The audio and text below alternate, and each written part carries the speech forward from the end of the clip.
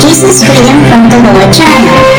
A daily spiritual nourishment from God's Word. Kung gusto natin na ang ating buhay ay maibigay natin sa Panginoon, pati dapat ang ating mga associations, friendships, and the way we deal with people must continuously be surrendered to the Lord.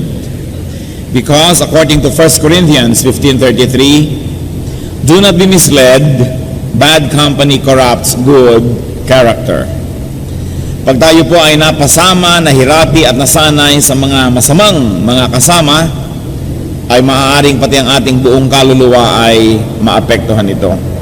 It is therefore of great importance to know people, to be able to measure people so that we may determine how to deal with them and how we are going to allow them to influence us. Meron pong kasabihan na tinatawag na tubog sa ginto. Hindi pala talagang ginto, yun ay tanso lang at itinubog sa ginto at akala mo ginto na. At ang tawag natin kumisan, ayan, natanso ka, na fake ka, hindi pala totoo. It is very important if we're going to grow spiritually to be able to test the kind of people we associate with and also to test ourselves so that we may be responsible associates because we also influence people. Ang ating pong pag-aaral ngayon, very relevant to our spiritual growth because people affect us. 7 tests to know people by. Mga 7 pagsubok, pagkilatis, pagsukat, pagsuri sa tao, at nang makilala natin sila, at nang tayo ay makapag-ingat kung paano tayo makikitungo. Aming Diyos, nagpapasalamat po kami dahil kami malayang nakakalapit sa inyo. Sumasamba kami, Panginoon, ng walang balakid at kami lubos na nagpapasalamat. Salamat po sa aming kalakasan. Salamat sa lahat ng taong tumutulong sa amin upang kami makalaya sa ganitong mga oras para makapagbigay ng pansin sa inyong salita, sa pagsamba sa inyo, Panginoon, at sa pagdala ng aming mga kaloob. Thank you for everybody who helps us, O God, to be free to worship you. And we pray, Lord, that you will work in our hearts today, that you will turn our hearts into your garden, wherein you can plant your seed, the seed of truth, the seed of freedom, and the seed will sprout and grow leaves and bear fruits for your glory and for our betterment. We pray, Father, that you may be our speaker. Forgive us our sins, cleanse us from all our iniquities, make us whole so we can see you. Give us eyes that see and ears that hear, and we surrender to you our hearts, that our hearts may be obedient to you. Protect us from evil men and evil spirits. Protect us, Lord, from the work of lies and falsehood. Liberate us with your truth. Even as we are gathered in your presence, O God, we ask that you protect us from any harm that malicious people or spirits may be planning against us. Deliver us from evil and also our loved ones. We praise and thank you and commit this time to you, Father, asking you to be our speaker and asking you to use your servant only as your instrument. In the name of Jesus our Lord we pray. Amen. 7 tests to know people by. First of all is the test of deeds, the test of actions.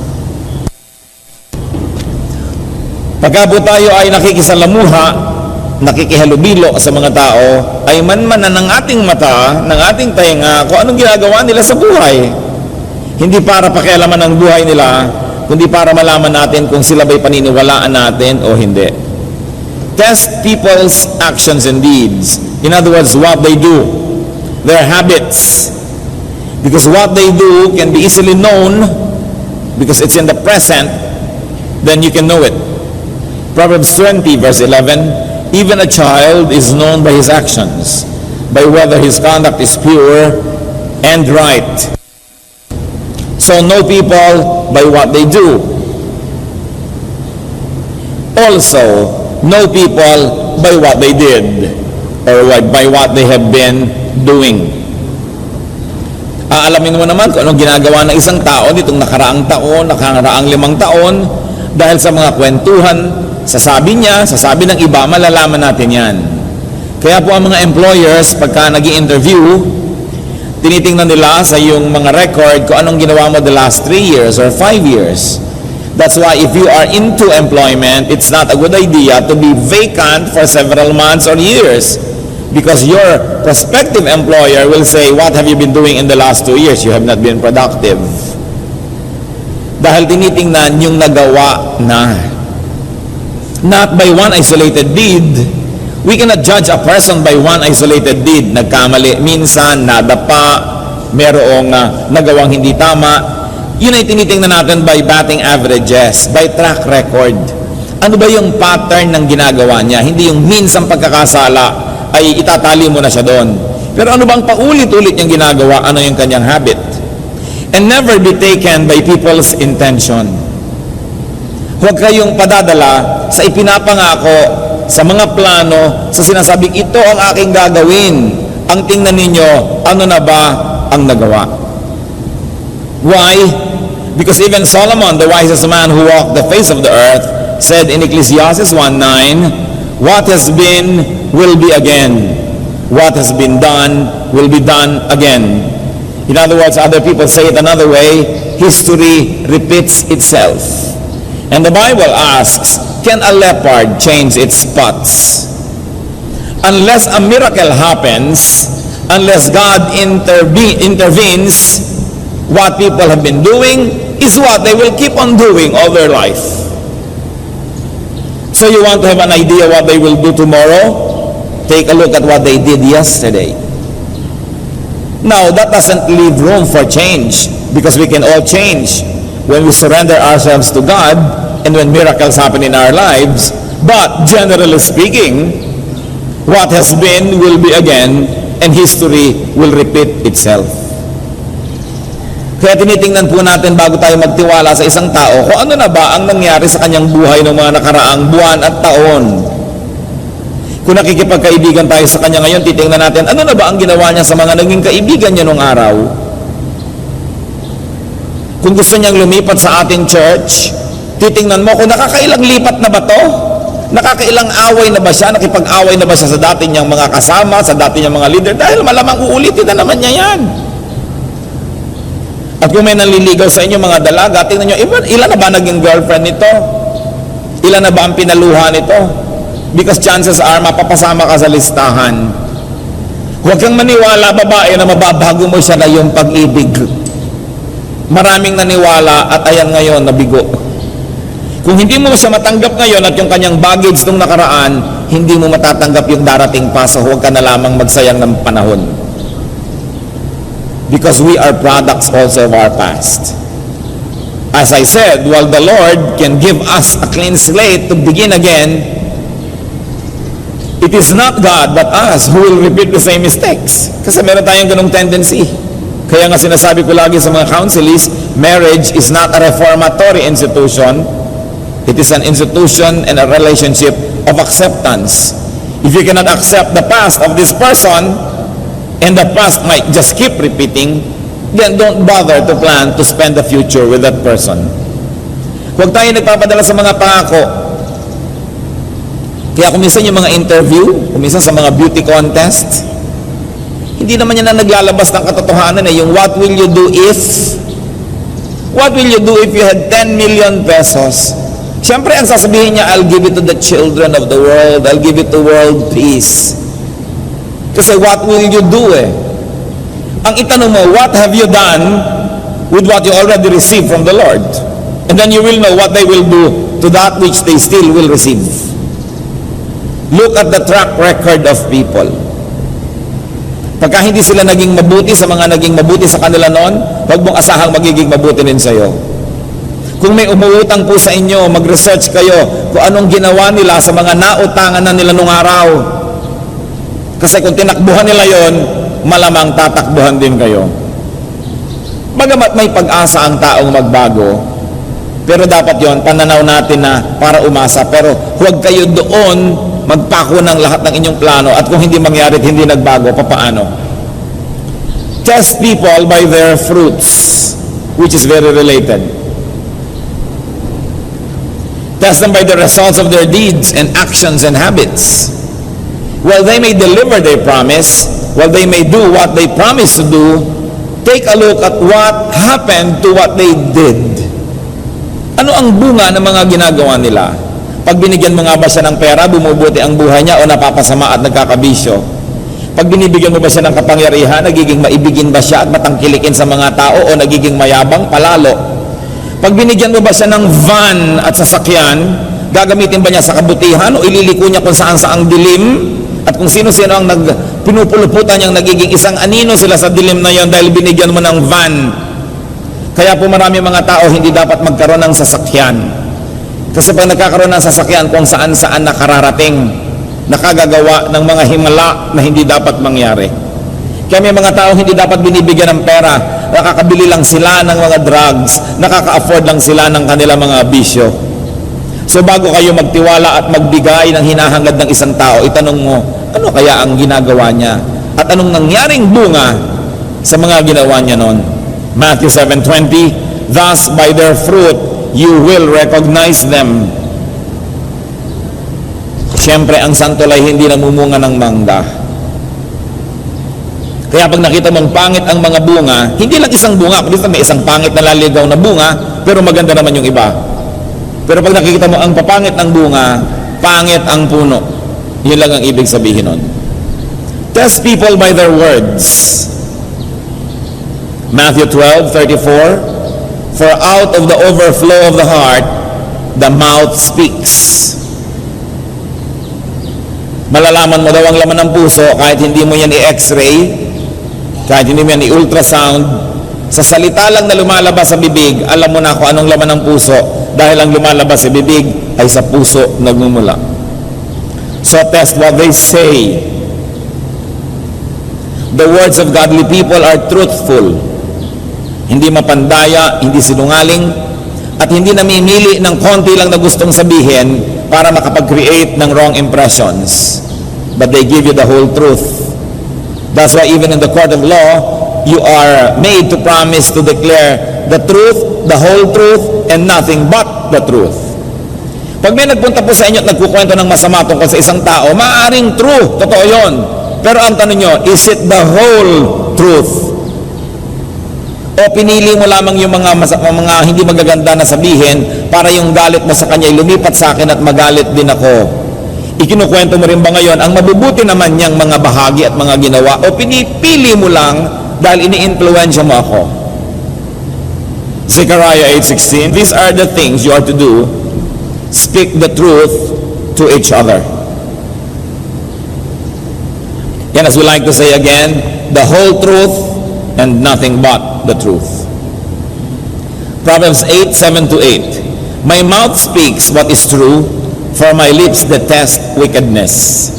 All the words of my mouth are just, none of them is crooked or perverse. People of perverse speech, people whose words are unjust and untruthful, must never be trusted. Sapagkat ang mga pagsisinungaling nila, madali namang malaman eh. Kung minsan kasama nyo sa isang event, mamaya ikukwento niya sa iba yung event na yun, napapansin nyo, iba na yata yung kwento.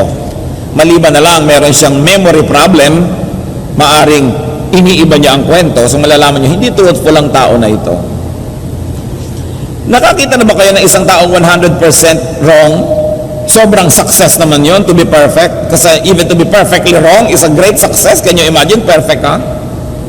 So pag may taong wala nang ikinuwento sa inyo, kundi puro kasamaan na lang nung ibang tao na naman, makakaasa kayo, propaganda yon. Kasi yung ikinukwento niya alangan mang 100% wrong. So do not trust such people. Do not trust such people that label, this is bad, this is good. Ito very good, good. Binibuild up lang niya kasi meron na naman siguro siyang hinahangad na mangyari. Pero pag sabi mo, anong tingin mo sa taong ito at talagang ina-assess nyo? Well, ito ang nakita ko mga good side niya, ito yung nakita ko ng mga neutral, at ito yung nakita kong mga things to improve on. That can be a more reliable report. Hindi yung puro positive o puro negative, propaganda yon. Test people by their words, if the words are fair. Fair even to their enemies. Hanga ako sa tao na pag sinabi niya na nakaaway ko kasi itong kaibigan ko. Eh ba't mo nakaaway? Eh kasi mahirap naman talaga akong makasama.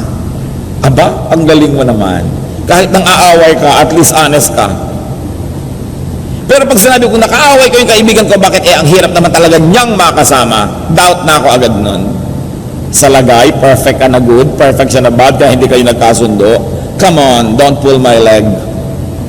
Humanap ka ng ibang i-impluensyahin at hahanapin mo nakakampi. Good people are fair even to their enemies. People will talk about you exactly the way they talk about others. So beware of them who have nothing but bad to say about other people. The words of godly people are few. Especially kung mga negative. Hindi masyado yan dinadramatize, hindi masyadong ine-emphasize. And if only to warn people, that's the only probable use of that. To give enough warning, but not to influence you to join them in their wars. Even yung pakikipag-usap sa Diyos, hindi dapat kang masalita. Sabi sa Ecclesiastes 5:2, do not be quick with your mouth. Do not be hasty in your heart to utter anything before God.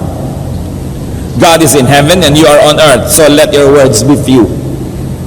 Kilalanin mo na ang Diyos ay Diyos, kaya lumagay ka sa lugar. And even these things are meant to talk about those that you promise before God and say to God directly, but even when you talk to people and when you make promises to them, God is present. So in a way, you are still speaking before God. The words of godly people are kind. Proverbs 15:1-2, a gentle answer turns away wrath, but a harsh word stirs up anger. The tongue of the wise commends knowledge, but the mouth of the fool gushes folly. So, godly people soothe with their words. They do not stir you up to anger. Kaya titingnan nyo rin, teka nga pala, bakit hindi ko naman nakakausap si person A, hindi ko naman siya nakikita, galit ako, nagalit ako. Sino bang nagpagalit sa akin? Si person B na kumausap sa akin. Therefore, ang ginawa niya sa akin, ginalit niya ako. So, hindi ito ministry ng godly people na manggalit ng iba. Nang hihikayat lang sila sapagkat gusto nilang makipagdigma at gusto nilang makakampi tayo. Kaya nila tayo ginagalit. Mga kapatid, itest niyo po yung mga tao na ang effect nila when they talk to you is that they leave you angry. Angry with the world, angry with other people you have not even talked to. Then you can become unfair because you have never heard the side of another person and you're already angry. It is not the godly way to deal with anything and anyone. So ask, are their words kind? The words of godly people are seasoned, templado, tempered. Hindi sobrang alat, sobrang anghang, sobrang tabang, templado. Colossians 4:6, let your conversation be always full of grace, seasoned with salt, so that you may know how to answer everyone. Because the mouth reveals what is in the heart, it is important to change the heart so that your vocabulary will change. So once more, you want to know the kind of people you are talking with? Listen to their words. Are the words seasoned? Or are the words deceptive and manipulative? Only wanting to take something from you, maybe your loyalty, maybe your alliance. The words of godly people are polite, decent, and humble. Hindi mapagmataas, hindi mayabang. O bakit naman nakagalit mo yung pinsan mo? Insecure kasi siya sa akin eh. Ha? Ganun ka ba kagaling para ma-insecure siya sa'yo? O ba't nakaaway mo na naman yung isa mong tiya? Insecure siya sa akin eh. Magaling kasi ako, natetreten siya. Huwag kayong maniniwala sa mga tao na nagsasabi sa inyong insecure sila sa akin. Kasi binubuhat na ng sarili niyang bangko, ang laki ng pagtingin sa sarili.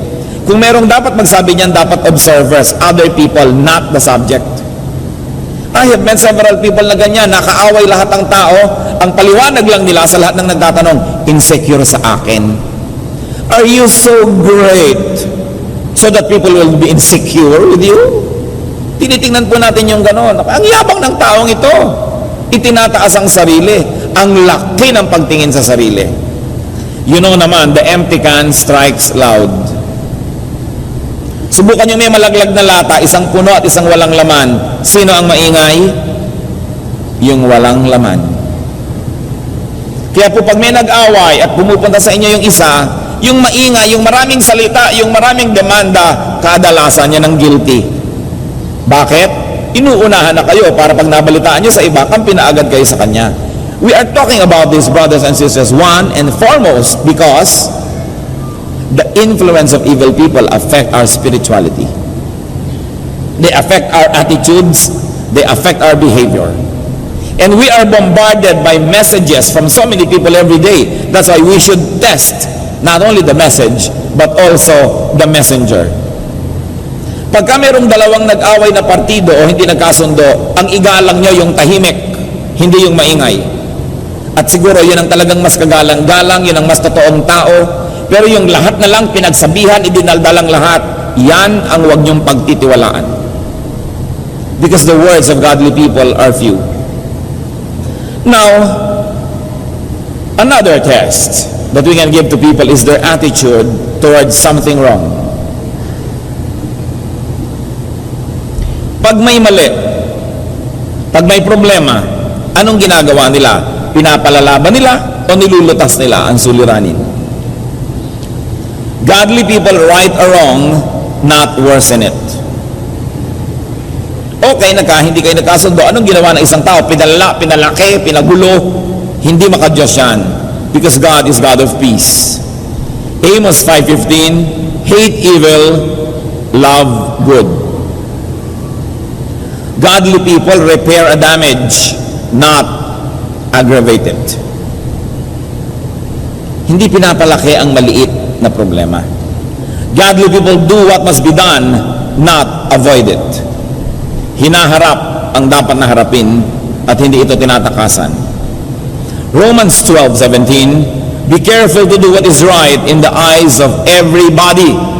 Brothers and sisters, be careful to do what is right in the eyes of everybody. It means not only in the eyes of those who are with you, but also in the eyes of those who are against you. That you will also pass their test. Na ang sinasabi mo sa partido A, pag na sinabi mo sa partido B, pareho pa rin ang sasabihin mo because you are doing what is right in the eyes of everybody, not only in the eyes of your particular audience. Hindi mo iniiba-iba, ibig sabihin lang nun may deception. Godly people turn bad to good. They turn good to better. And whenever possible, by God's grace, turn better to best. Titingnan po ninyo ang ginagawa ng mga tao. If they turn something good to bad, then these are not godly people. If they turn something better to a lesser one which only becomes good, better na nga. Because we should increase in glory, in godliness, in correctness every day. Another test to know people by, and this is very important, the test of gratitude. Colossians 3:15-16. Be thankful. Let the word of Christ dwell in you richly as you teach and admonish one another with all wisdom, and as you sing psalms, hymns, and spiritual songs with gratitude in your hearts to God. So what is the verse telling us? That we should be expressive of our gratitude to God. It goes without saying that we should also be grateful to the instruments of God in our lives. That we should be grateful to people who do us good. That we should never forget people when they do good to us. Ang mga ahas lang po ang tumutuklaw sa mga kamay na nagpapakain sa kanya. Some years ago, there was this news that I heard about that happened in the United States. Sa United States po kasi pag tumawag kayo ng 911, lahat ng klase ng emergency, pupuntahan kayo ng pulis. Sa ibang city, dapat pag nag-911 kayo, less than 3 minutes, nasa bahay nyo na dapat ang pulis. Magrereklamo ka na pag wala pa. No? Sa ibang cities, 5 minutes. Sa iba, less. merong natanggap yung 911 na call at natetrace naman nila yung telepono kung saan yung lugar, saang bahay yun, natetrace nila yan. Nagpapatulong, hindi na nasabi kung ano yung dahilan, nabitawan na yung telepono, so pinuntahan ng mga pulis. Ano po ang nakita nila? Itong babaeng nakahandusay sa kanyang kusina, patay. At pagkatapos may mga dugo doon sa sahig na parang papunta doon sa kwarto, sinundan nila. Ano po ang nakita nila doon? Sino yung pumatay sa babae? Isang sawa na patay na rin. So ang babae pa lang ito ay may alagang sawa. At minsan, siyempre yung sawa, nagpakasawa, kaya dapat ang kanyang kasama, tao na nagpapakatao. No? Yung sawa, nagpakasawa, nilingkis siya habang siya nagluluto. Akala niya siguro, nilalaro-laro lang siya. Baby, baby. Hanggang mamaya, sumisikip na ang mundo niya, nakahalata siya. At nung ayaw siyang pawalan, at nakita niya, threatened na yung life niya, tumawag na siya sa 911. Alam niyo na yung mga kusina sa Amerika, nandun ang telepono. At nung hindi pa siya pawalan ng ahas na ito, obviously, kumuha siya ng kutsilyo at pinagsasaksak na rin niya yung ahas, kaya later on, namatay din, pero napatay muna siya. Moral lesson, alam niyo yan, huwag kayong mag-alaga ng sawa kung ayaw niyong malingkis. At paano niyo malalaman kung ahas ang isang tao? Tingnan niyo kung may mga inahas na. Diba? Dahil sabi nga natin, look at the history eh. Ngayon, you might have the privilege to be the first one. Wala kayong matitingnan. But chances are, kung yan ay more than 20, 30 years old, meron na yung track record ng kanyang behavior. Tingnan ninyo. Kung kinakagat niya yung mga dating tumulong sa kanya, kakagatin din niya kayo kahit tulungan niyo siya ngayon.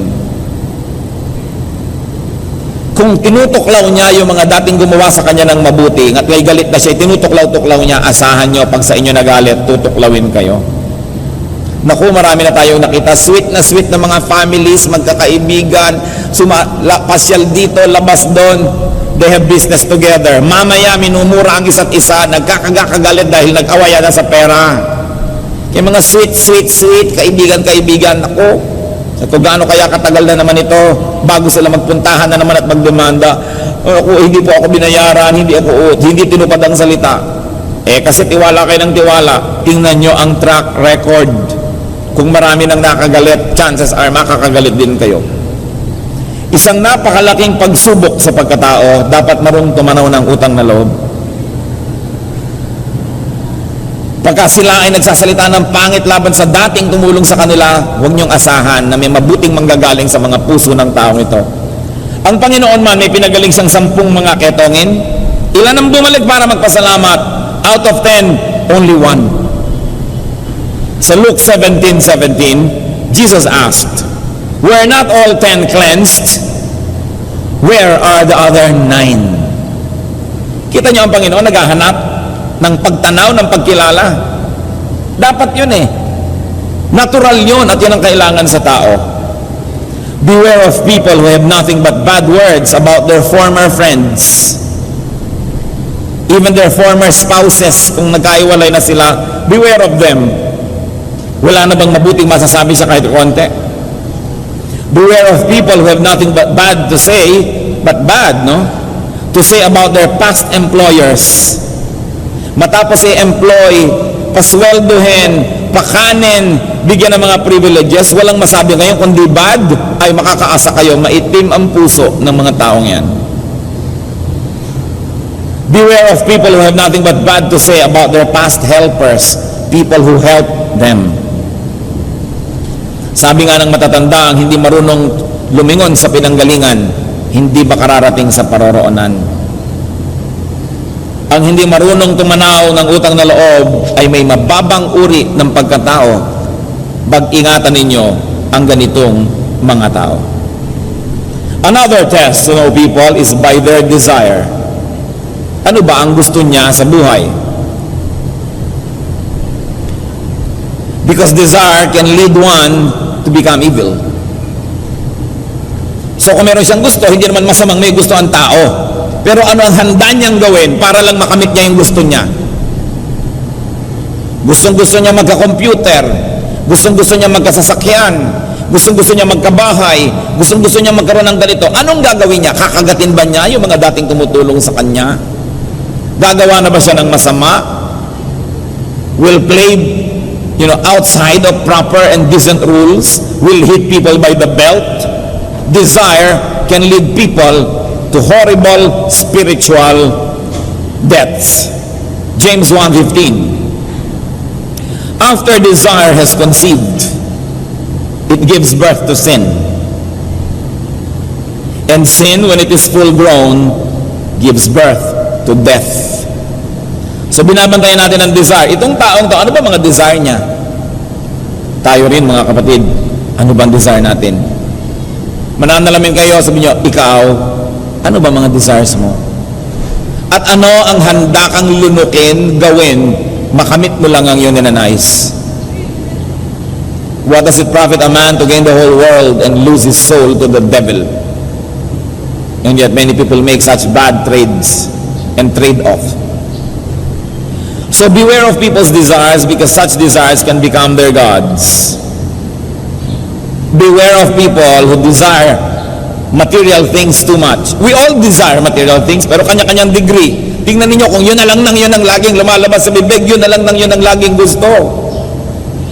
People who want to be famous, people who want power, and people who are into personal kingdom building. They want to keep building and building only for their ego. Nakikipag-compete sila sa kanilang mga kaibigan, sa kanilang mga pinsan, sa kanilang mga dating classmates. That's why they want to keep achieving and achieving. Not to be able to give up themselves to the world, but to build a tower of Babel for them, para sa sarili. Another test to know people by is their treatment of lesser persons. At nilagyan natin ng open and close quotation yung word na lesser. Yung tao na sa tingin nila less than they are. This could be your captives, your prisoners, physically or psychologically. Useless people, it means when people have no use for you. People you have no use for, rather. And sometimes even beneficiaries.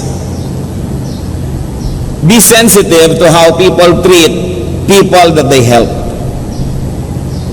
Siyempre, lagi tayong polite sa mga taong tumutulong sa atin, pero magalang pa ba tayo doon sa tinutulungan natin? Siyempre, magalang tayo sa mga taong nagbibigay sa atin, pero magalang pa ba tayo sa binibigyan natin? Sumasaludo ka doon sa mas malakas sa'yo, pero sumasaludo pa ba tayo doon sa mas mahina? Matthew 25:40, ano po ang kwento ng Panginoon? At the end times daw, bibigyan niya ng mga gantimpala yung mga tao. Tinanong, bakit niyo po kami bibigyan? The king will reply, I tell you the truth. Whatever you did for one of the least of these brothers of mine, you did for me. Hindi sinabi ng king na ito, who represents God in the story, that whatever you did for the greatest people, you did for me. Sabi niya, no. What you did to the least, you did for me. So ang tao, malalaman nyo kung paano niya tinatrato yung kayang-kaya niya. Paano niya tinatrato yung nangangailangan sa kanya pero hindi niya kailangan. Dahil yun ang tunay niyang pagkatao. Paano niya tinatrato yung mga taong dating kailangan niya pero hindi na niya kailangan ngayon? Paano niya tinatrato yun? Then malalaman nyo kung anong uri yan ng tao. Romans 12:16, do not be proud, but be willing to associate with people of low position. So all in all, we discussed 7 major tests to know people by. Not to be judgmental, brothers and sisters, but to be wise. Sabi po ng Panginoon, be as innocent as doves, but be wise as serpents. Do not allow such people who fail this test to affect you, to influence you, because they will lead you to wrongdoing. Test and know people. Your associations can affect your opinion and thoughts, your activities, your spirituality, your future. Do not associate with evil and ungodly people. Minister to them, but do not associate with them. Do not support, encourage, and tolerate the works of ungodly people. That's why we are discussing it, so we can recognize it, so we will not tolerate and encourage it. Because the people of God must not tolerate wrong, but in fact must expose wrongdoing so it could be corrected. Test others, but more importantly, we should test ourselves. Panginoon, sa mga standards po na ito na aming binubulay-bulay, una po, pakisiyasat niyo po kami kung baka kami ang hindi papasa dito. Kami po ba ay mabuti sa aming mga pananalita? Mabuti ba kami doon sa mga taong di na namin kailangan? May katarungan ba kung kami ay magsalita tungkol sa mga tao sa aming paligid? Marunong ba kami, Panginoon, magpahalaga at tumanaw ng utang na loob? Ganon din, Panginoon, turuan niyo kami na sukatin, suriin ang mga tao, lalo na yung may mga influensya sa amin. Baka madala nila kami sa mali. Baka kausapin kami ni Satanas sa pamamagitan ng bibig nila. Ituro niyo po sa amin maging maingat. At bigyan niyo po kami ng karunungan na makitungo sa mga tao, lalong-lalo kung nakita namin na merong mga dapat kaming pag-ingatan. Ituro mo sa amin ang marapat. Ipatawad mo po sa amin, Panginoon, kung nagkamali kami na nakikiisa, nakikiayon, sumusuporta sa masasamang tao at sa masasama nilang ginagawa at sa kanilang mga pandaraya. Ituwid niyo po kami nang binibigay niyo sa aming lakas, kayamanan, panahon, magamit namin sa pagsuporta sa tama at hindi sa mali. Teach us to be just. Teach us, Lord, to be correct in our dealings with people. But above all, teach us to be just and correct ourselves. Manalangin tayo ng matahimik, mga kapatid, at humingi tayo ng leading from the Holy Spirit as to what we may pray for and who we should pray for in reaction to these reminders from the Word of God.